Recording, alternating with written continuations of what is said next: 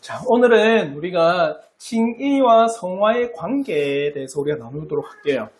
그러면 칭의와 성화의 관계를 나누는 이유가 있습니다. 특별히 오늘날 우리가 교회를 볼 때 이 칭의와 성화의 관계가 명확하게 세워지지 않았습니다. 명확하게 세워지지 않으니까 어떤 일이 발생하냐면 칭의와 성화를 오해합니다. 그 오해한다는 게 뭐냐?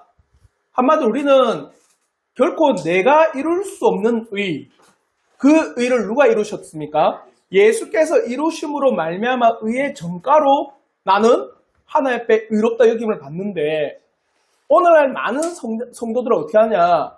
내가 이 땅에서 거룩한 삶을 살수록 하나님께서 나를 의롭다라고 여겨주시는 오해를 빚어내요. 또 다른 말로 하면 칭의와 성화가 오해가 되니까 내가 이제 거룩한 백성이 되었는데 거룩한 삶을 왜 살아가야 되느냐, 이런 끊임없는 오해가 오늘날 한국교회에 너무 많이 쌓이기 때문에 이 칭의와 성화의 관계가 우리에게 매우 중요하다라고 할 수 있습니다. 그래서 때로는 이 칭의와 성화의 관계를 잘 알 때 구원의 사실이 정립될 수도 있어요. 그러니까 쌓일 수 있습니다. 한마디로 칭의는 죄에 대한 완전한 해결, 그게 우리의 구원의 시작이잖아요.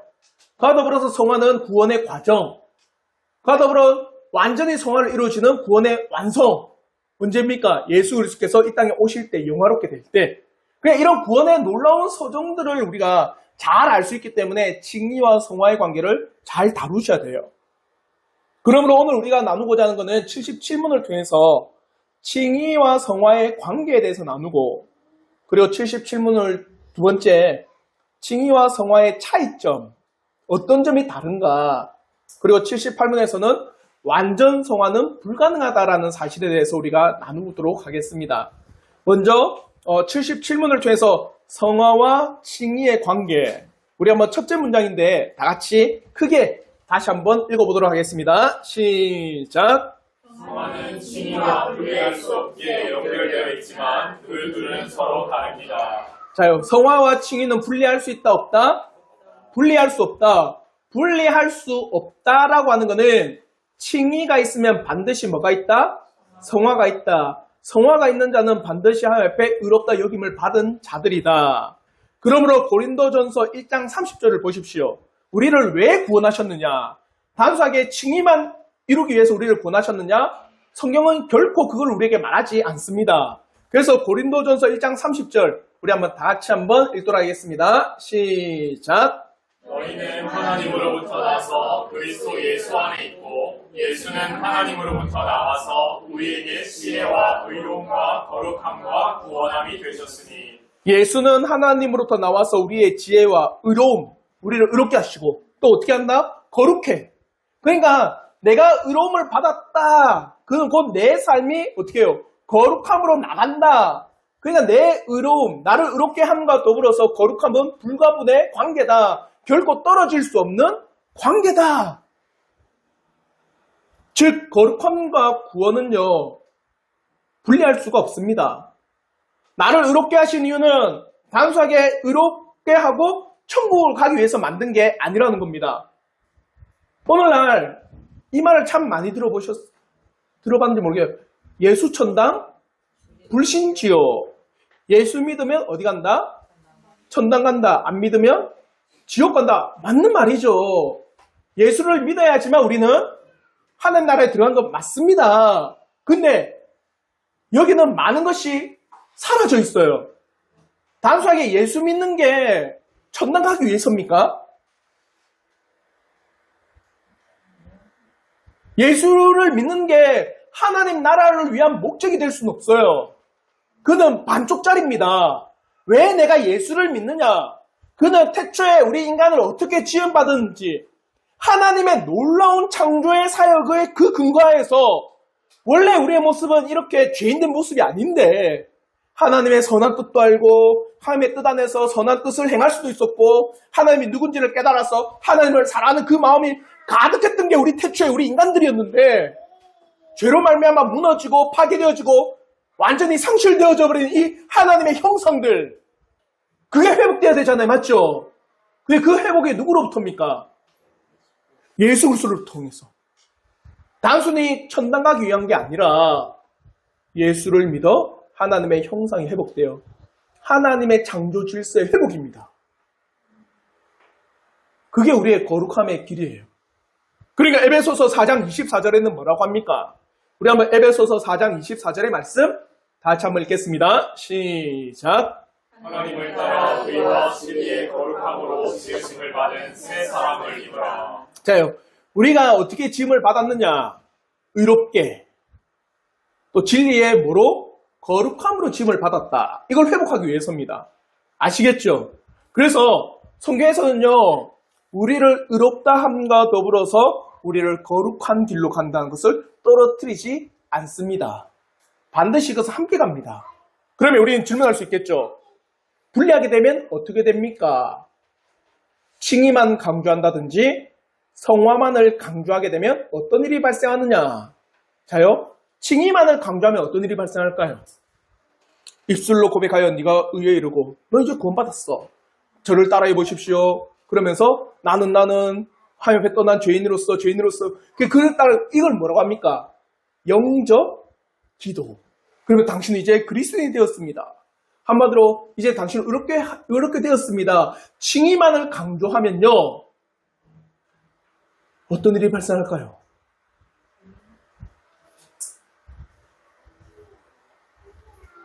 거룩한 삶을 말하지 않습니다. 한마디로 칭의만을 강조하게 되면 그 사람에게는 거룩한 삶이라고 하는 것, 하나님 앞에서 내가 살아간다라고 하는 그 삶이라는 것은 별로 관심이 없는 일이 되어버리는 거예요. 오늘날 교회의 문제가 여기에 있습니다. 입으로 시인하여 구원에 이른다. 그러니까 시인하십시오. 당신이 이제 구원받았습니다. 그런 수많은 무늬만 그리스도인 사람들을 양산하게 된 결과 교회에 어떤 일이 발생했습니까? 거룩한 삶이라는 것이 사라져버리고 이게 보여지지가 않는 거예요. 그러니까 칭의만을 강조하게 되면 나는 이제 하나님의 백성이 됐기 때문에 이 땅에서 어떻게 살아가든 상관이 없는 존재. 이걸 신약에도 있습니다. 어떤 존재냐? 영지주의자들이에요. 내 영이 구원받았으니 내 육체는 죄악 가운데 별로 관심이 없는, 왜? 내 영혼이 구원받았으면 그걸로 다 끝난 거라 여기기 때문에 내 영이 소중하고 내 육신은 별로. 그러니까 그 영지주의가 뭡니까? 영은 중요하고 육은 별로 중요하지 않다. 한마디로 하면, 그러니까 칭의만을 강조하게 되면 어디로 빠집니까? 영지주의에 속하는 경우가 비일비재해요. 다르게 성화만을 강조하면 어떤 일이 발생할까요? 성화만을 강조하면, 자, 성화만을 강조한 신약의 사람들 누굴까요? 바리새인, 율법주의자들. 그러니까 성화는 거룩한 삶이잖아요. 거룩한 삶만을 끊임없이 강조하면 내가 거룩한 삶을 살아가면 하나님 앞에 백성 같은 하나님의 의로운 백성처럼 여겨지고, 거룩한 삶을 살지 않는 내 모습을 보면 하나님 앞에 버림받은 자로 여기 계속 왔다 갔다 하는 거예요. 무슨 말인지 알겠어요? 그러니까 성화만을 강조하게 되면 끊임없이 율법주의에 빠지게 하면서 자신이 행하는 그 신앙의 의무가 신앙과 칭의와 하나님의 의로움의 원인으로 삼아버리는 거예요. 그러니까 끊임없이 성화의 삶만 이야기하고 거룩한 삶만 이야기하는 사람에게는 끊임없이 행위 구원에 빠지는 경향이 다분히 일어난다는 겁니다. 그러니까 칭의만 강조해서도 안 되고 성화만을 강조해서도 안 되고, 이 칭의와 성화는 조화를 이루며 함께 가야 되고 불가분에 떨어질 수 없는 관계다. 이걸 여러분이 꼭 기억을 하셔야 합니다. 그러므로 칭의와 성화는 결코 분리할 수 없을 뿐만 아니라 분리해서도 안 됩니다. 반드시 하나님 앞에 의롭다고 여기는 칭의를 경험한 신자는 반드시 어떤 삶을 살아간다? 거룩한 성화의 삶을 살아갑니다. 성화의 삶을 살아간다는 것은 그 영혼에게 칭의, 의롭다 여김을 받은 자들은 그 삶을 자연스럽게 살아가는 겁니다. 아시겠죠? 칭의와 성화는 분리할 수가 없습니다. 자, 이걸 전제로 해서 그러면 칭의와 성화를 분리할 수 없다면 그 차이점은 무엇인가? 그게 바로 둘째 문장부터 쭉 이야기한 게 칭의와 성화의 차이점입니다. 우리 한번 둘째 문장 이후로 좀 길지만 다 함께 읽어보도록 하겠습니다. 시작! 칭의에서는 하나님께서 그리스도의 의를 전가하시지만 성화에서는 하나님의 영이 은혜를 주입하시고 그 은혜가 영향을 미치게 하십니다. 칭의에서는 죄가 용서되는 대로 하매 성화에서는 죄가 복제됩니다. 칭의에서는 모든 신자가 똑같이 하나님의 복수하시는 진노에서 자유롭게 되되 이 세상에서 완전히 자유롭게 되어 결코 정죄받지 않지만 성화에서는 성화가 모든 신자에게 똑같이 일어나지 않을 뿐만 아니라 이 세상에서는 아무도 완전히 성화될 수 없으며 다만 완전을 향해서 자라갈 뿐입니다. 자요, 첫 번째 뭐냐? 칭의와 성화가 이루어지는 차이가 명백합니다. 칭의는 어떻게 이루어집니까? 그리스도의 의에 그렇죠. 의의 전가.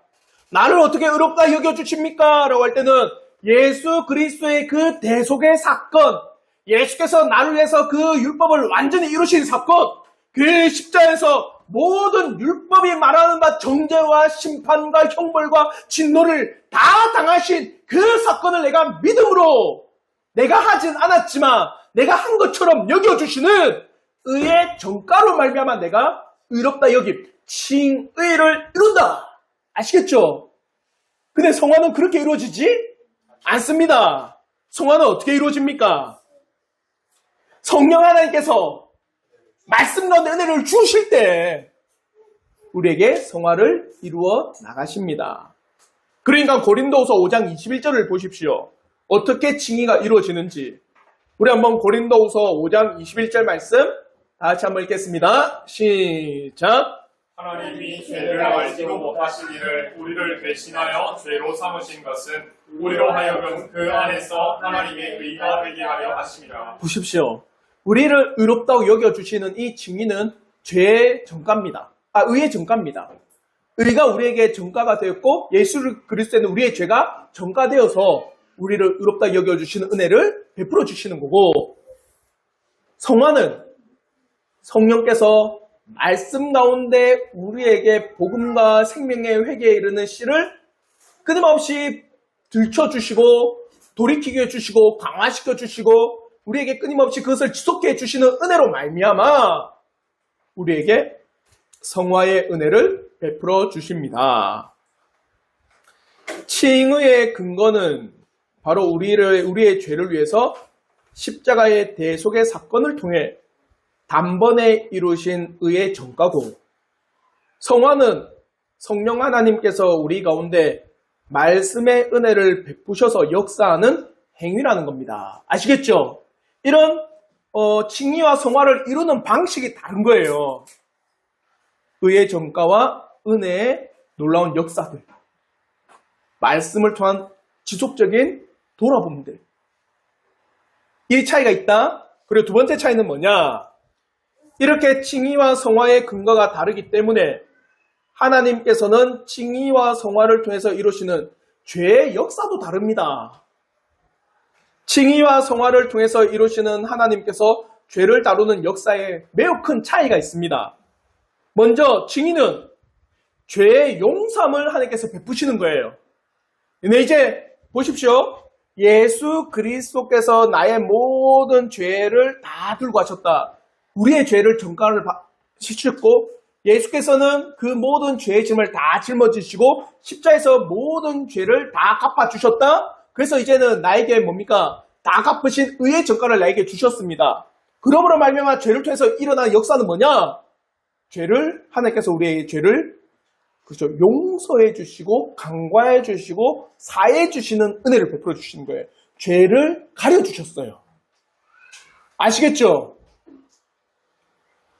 그걸 성경에서 때로는 간과한다.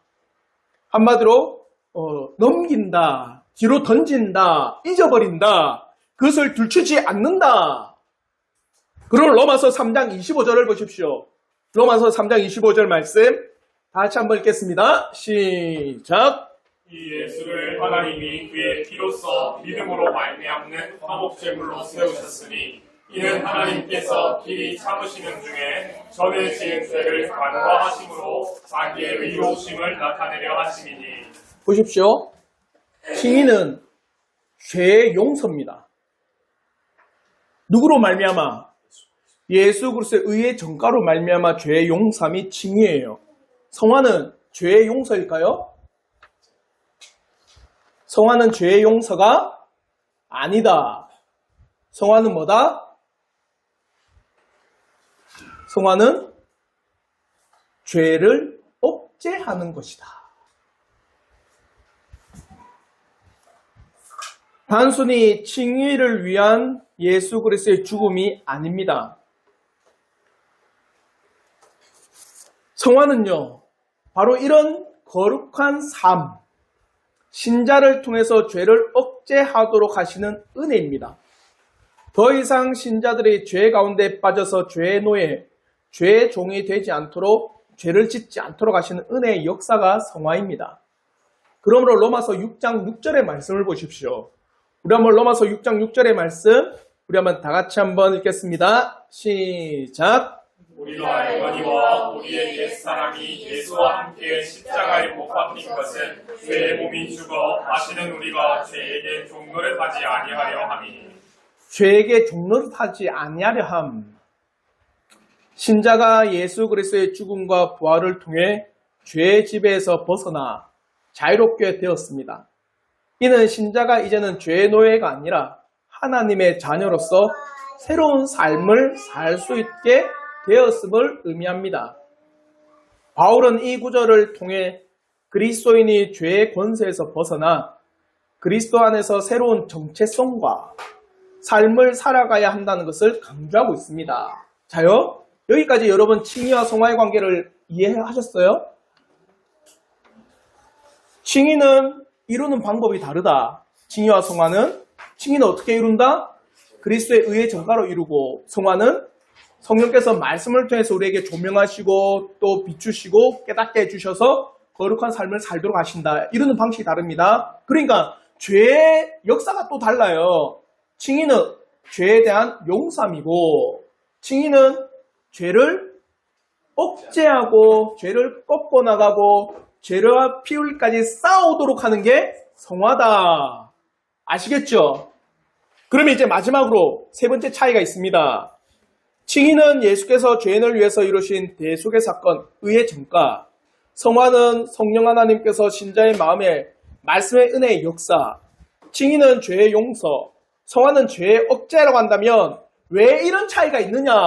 세 번째 문장에서는 분명히 그 이야기를 딱 하고 있어요. 우리 길지만 세 번째 문장, 우리 다 함께 읽어보도록 하겠습니다. 시작. 칭의에서는 모든 신자가 똑같이 하나님의 복수하시는 진노에서 자유롭게 되되 이 세상에서 완전히 자유롭게 되어 결코 정죄받지 않지만, 성화에서는 성화가 모든 신자에게 똑같이 일어나지 않을 뿐만 아니라 이 세상에서는 아무도 완전히 성화될 수 없으며 다만 완전을 향해서 살아갈 뿐입니다. 자, 칭의는 죄의 용서함이기 때문에 모든 신자에게 다 역사한다.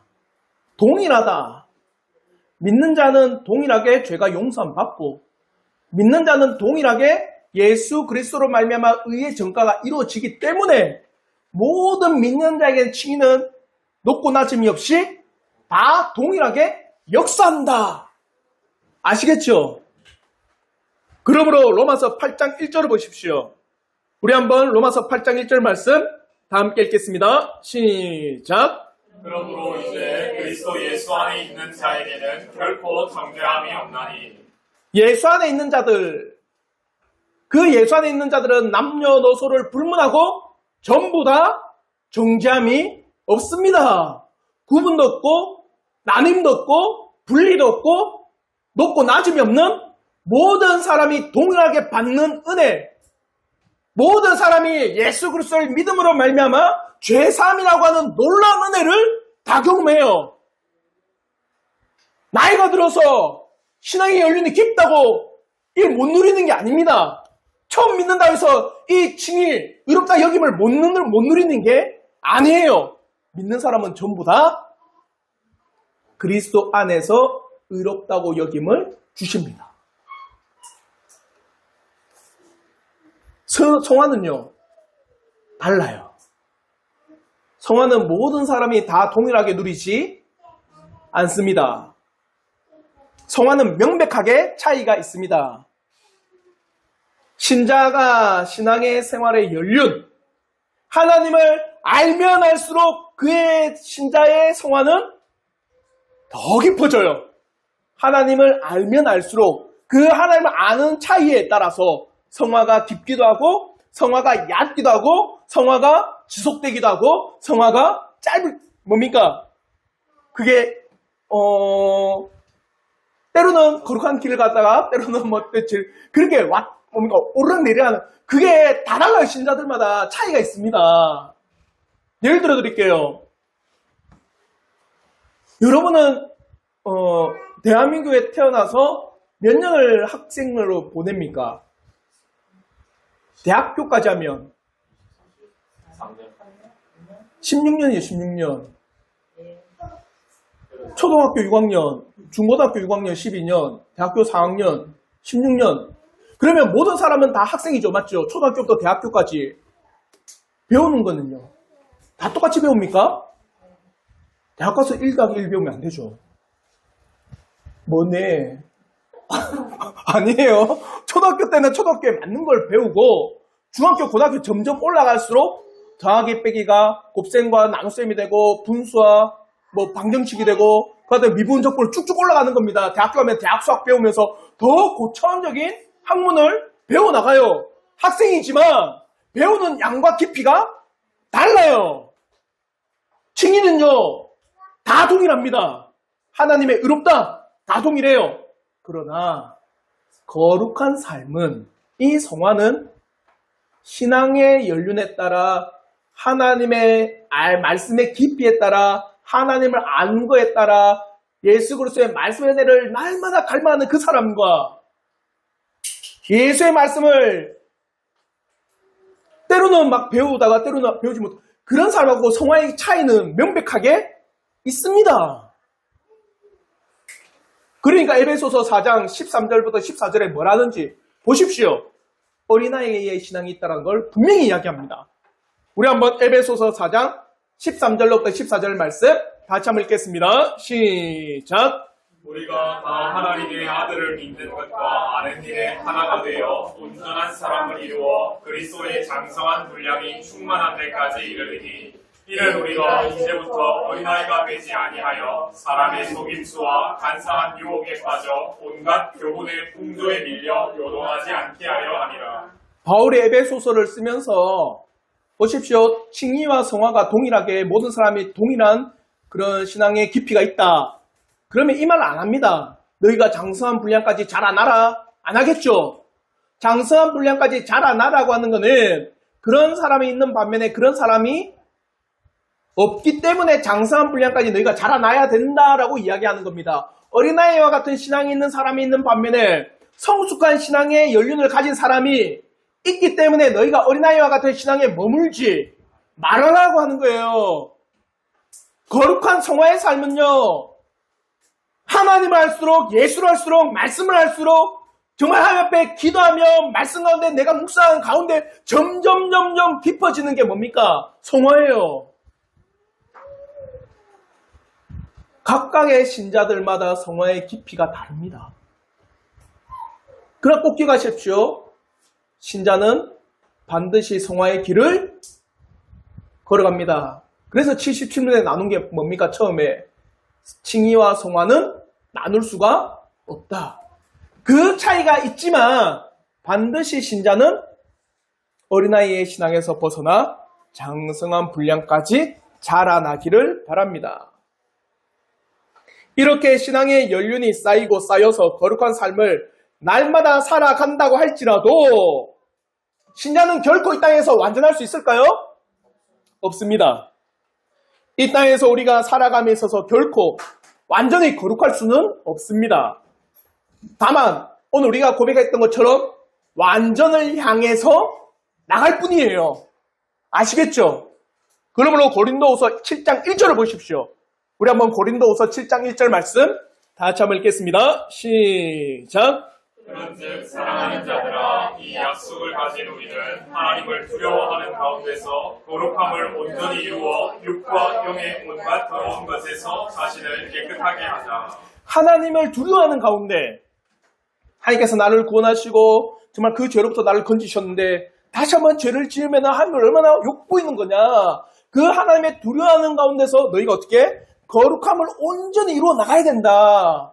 너희가 완전히 거룩하다 이게 아니라 어떻게 한다? 거룩을 온전히 이루어 나가라. 우리는요 이 땅에서 완전히 거룩할 수 없습니다. 다만 완전히 거룩하기를 애쓰고 힘쓰며 나갈 뿐입니다. 그래서 성경 말씀 이런 말씀이 있죠. 내가 거룩하니 너희도 거룩하라. 가능합니까? 내가 거룩하니 너희도 그와 같이 거룩하라. 하나님의 거룩함 같이 우리가 거룩해집니까? 불가능한 일입니다. 하나님은 점도 없고 흠도 없고 완전한 거룩이에요. 어떤 것도 죄가 없고 어떤 것도 흠이 없는 분이 하나님이십니다. 근데 우리는요 아마 여기서 돌아서도 흠이 있을 겁니다. 우리는 거짓말을 밥 먹듯이 하는 사람들이에요. 목사님 너무 우리를 거짓말하는 거짓말쟁이 예를 들어 드릴까요? 오늘 누구를 만났습니다. 밥 먹었나? 이러면 여러분 뭐래요? 안 먹어놓고? 그거 거짓말입니다. 안 먹었대요. 보통 우리가 식사하자면은 밥을 같이 식사해야 하니까 밥 먹었어요. 예의상 맞죠? 이것도 거짓말입니다. 우리는요 날마다 거짓말에 익숙한 사람들이에요. 하나님의 거룩함 같이 우리가 거룩하다? 할 수가 없습니다. 근데 왜 그런 말을 하셨을까요? 그 거룩함과 같이 너희도 끊임없이 자라나라는 거예요. 우리는 완전히 거룩해지기를 갈망하고 힘쓰고 애를 쓰는 겁니다. 완전하게 거룩할 수 없지만 그렇게 거룩하기를 갈망하는 거예요. 아시겠죠? 그러면 이제 78문에서 왜 우리는 완전히 거룩할 수 없느냐? 우리 한번 78문 자, 첫 번째 문장 뭐라고 하느냐? 우리 한번 78문 첫 번째 문장 다 함께 읽겠습니다. 시작.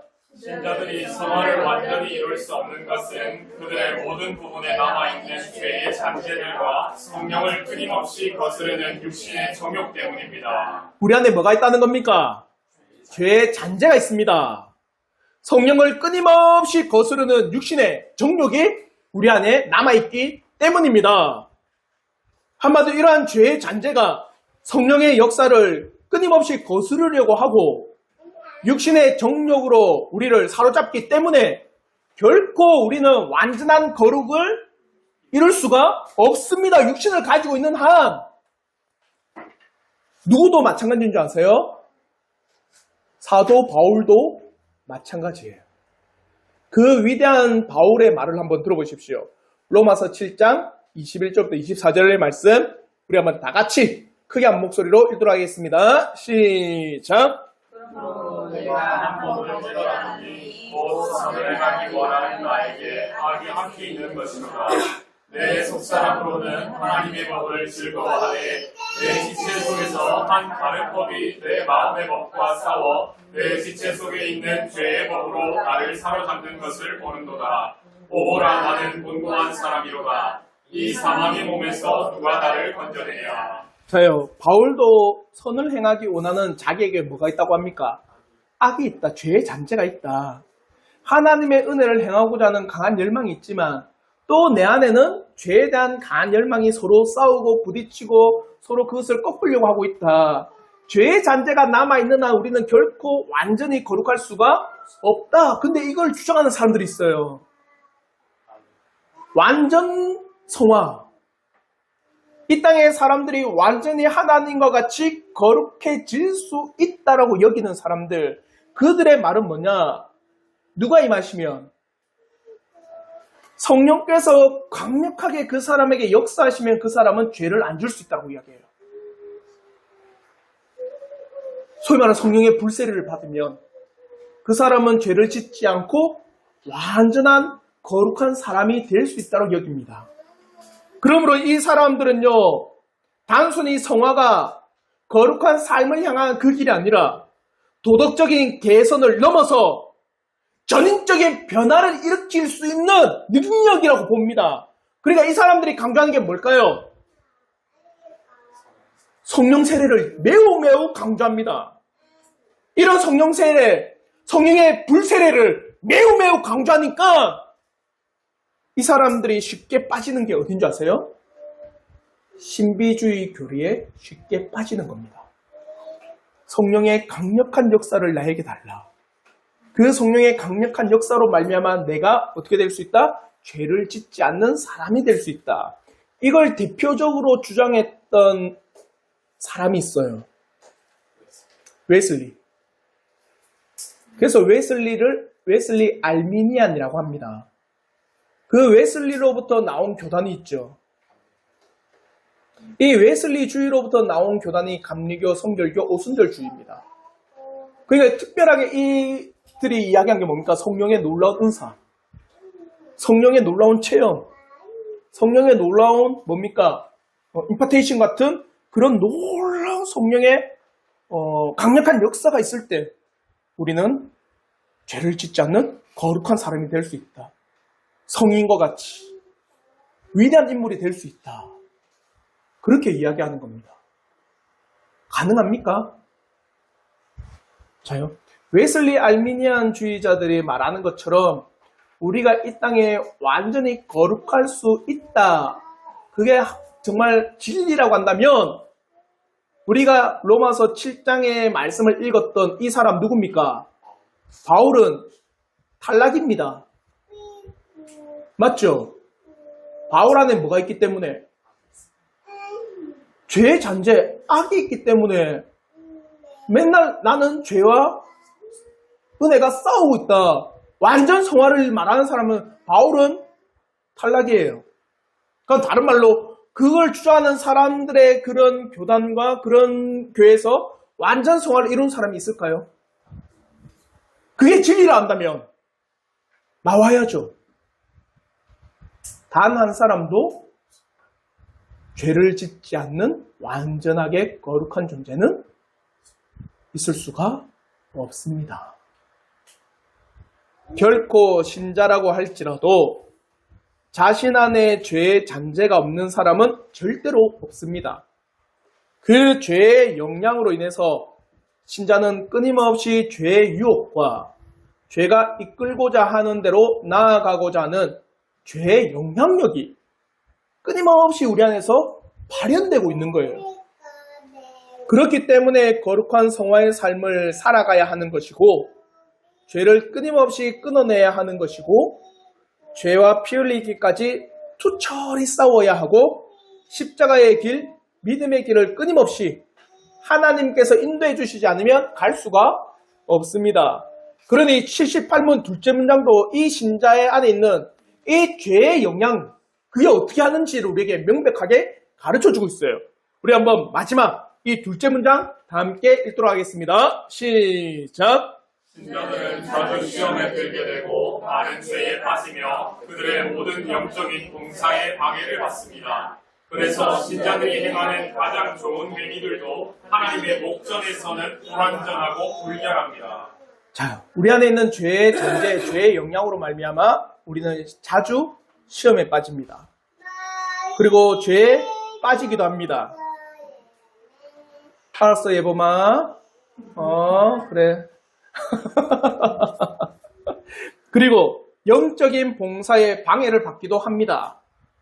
하나님의 목전에서 불완전하고 불결하다는 사실을 뼈저리게 알기에 더욱더 예수 그리스도의 십자가를 의지할 수밖에 없음을 진실로 깨닫습니다. 사랑하는 성도 여러분, 왜 우리가 거룩한 성화의 삶을 살아가야 합니까? 칭의로 인해서 죄가 용서함 받았는데도 불구하고 왜 우리는 성화의 삶을 살아가야 합니까? 칭의로 우리의 모든 죄가 용서함을 받았다고 할지라도 우리 안에 뭐가 있기 때문에? 죄의 성향이 있기 때문에, 죄의 잔재가 있기 때문에, 이 죄의 잔재가 끊임없이 우리를 어디로 끌고 가고 있어요? 죄악으로 끊임없이 끌고 가고 있는 우리의 모습을 보기 때문에 우리는 어떻게 살아가야 된다? 거룩한 성화의 삶을 살아가야 합니다.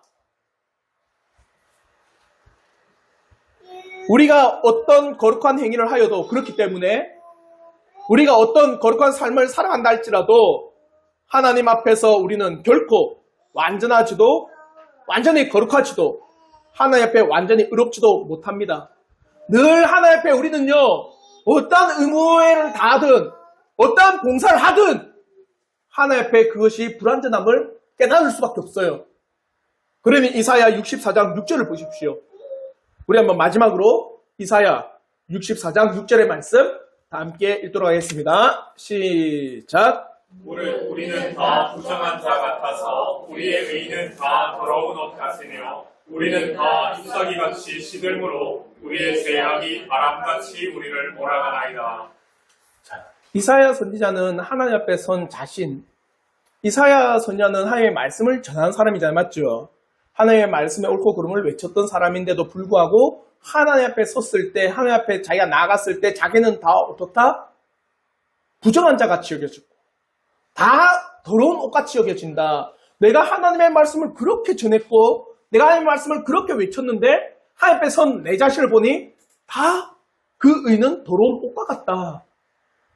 우린 다 잎사귀같이 시들다. 결코 하나님 앞에 완전할 수가 없다. 그러니 내가 행하는 모든 의, 내가 행하는 모든 신앙의 의무는 결코 우리의 의가 될 수 없습니다. 그러므로 우리가 더욱더 거룩한 삶을 살아간다 할지라도 우리가 높아지거나 우리의 이름이 더욱더 드러나거나 우리가 더욱더 존경을 받는 것이 아니라 철저하게 겸손하게 만들어주는 겁니다.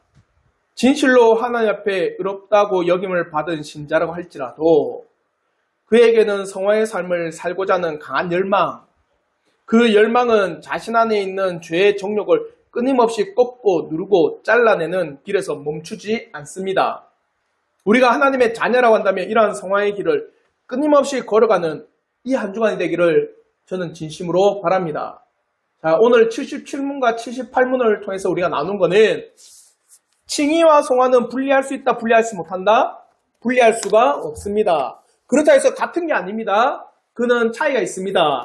한마디로 이루는 방식, 칭의를 이루고 성화를 이루는 방식이 다릅니다.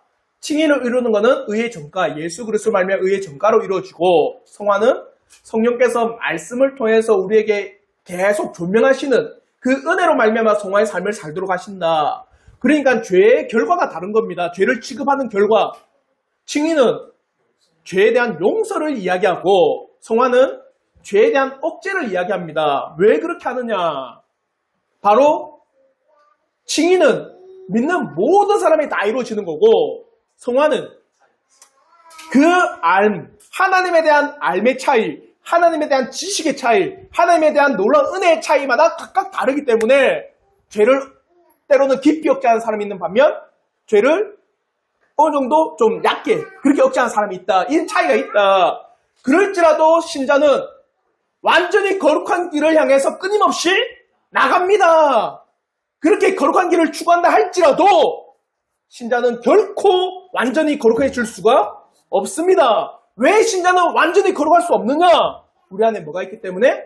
죄의 잔재가 있기 때문에 이 죄의 잔재가 성령의 말씀의 은혜를 거스르려고 하고 때로는 하나님의 말씀의 법을 위배하려고 하고 그게 죄에 빠지고 그래서 하나님 앞에 봉사하는 일에 주저하게 하고 그러면서 이 죄의 잔재가 하나님의 말씀의 뜻을 거꾸로 가려고 하기 때문에 결코 신자는 완전히 거룩할 수가 없습니다.